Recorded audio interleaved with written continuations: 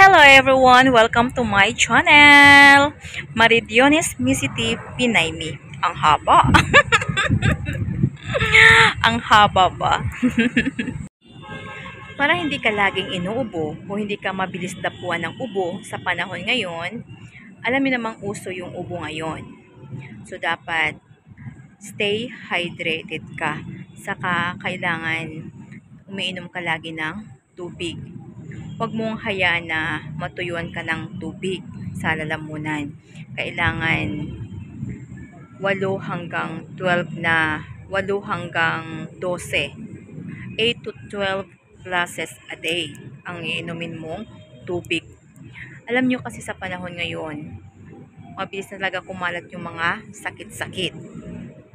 Pag once na ikaw ay sinipon, kasunod niyan ay ubo.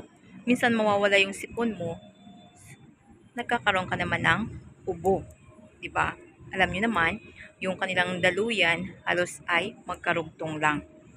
Kaya minsan, ang ubo sa sipon ay magkasama talagang nararamdaman ng tao. O, 'di ba? Saka uso din ngayon ang trangkaso. Kaya kailangan din hindi tayo nagpapatuyo ng pawis sa likod. Kapag nabasa tayo ng ulan, dapat maligo tayo kaagad pag nabasa tayo ng ulan. Sa kapag natuyuan din tayo ng mga pawis sa likod, kailangan magbihis tayo ng damit. Kailangan di tayo nababasa ng pawis. At alam nyo ba, para mas lalong iwas-iwas tayo sa mga ganyang mga sakit, kailangan mahilig din tayo kumain ng prutas. Prutas na mayaman sa mga vitamin C. Mga orange, mga citrus, yan. Yan yung mga mayayaman sa vitamin C. Meron din mga iba na may mga vegetables na mayaman din sa vitamin C. So, isa din yung mga pagkain. Yung na-cause din ng mga ubo sa kasipon, saka mga trangkaso, yung humihina yung immune system natin, dahil din yun ay sa mga kinakain natin. Kaya dapat kumakain din tayo ng gulay. Gulay, isda, saka karne. Kailangan balanse yung ating kinakain. Saka maganda din na pag nagsasaing tayo, lagyan din natin ng kunting suka yung ating sinaing, yung ating bigas na isasaing. Lagyan natin ng kunting suka, saka ilang pirasong dahon ng oregano. 2 piraso or 3. Lagyan natin yung ating kanin o yung ating sinaing ng dahon ng oregano. O di kaya'y kunting suka. Kailangan maano din tayo sa mga pagkain. Iwas-iwas tayo sa mga mamantikang pagkain. Kailangan hindi tayo laging prito-prito. Kailangan gulay-gulay din tayo, sabaw-sabaw. Saka iwas tayo sa mga pwede tayo mahawa ng mga may ubo.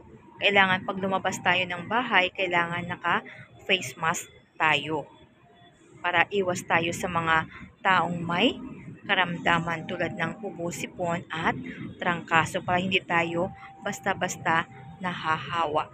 Saka ugaliin din natin na laging na-disinfect yung ating mga ginagamit sa araw-araw.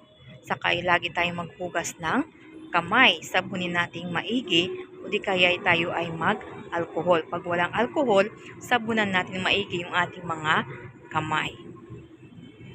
Kailangan sa panahon ngayon, maging maingat din tayo sa ating mga nakakasalamuha. Kaya panigurado, kailangan nating mag-face mask pag nasa labas tayo ng bahay.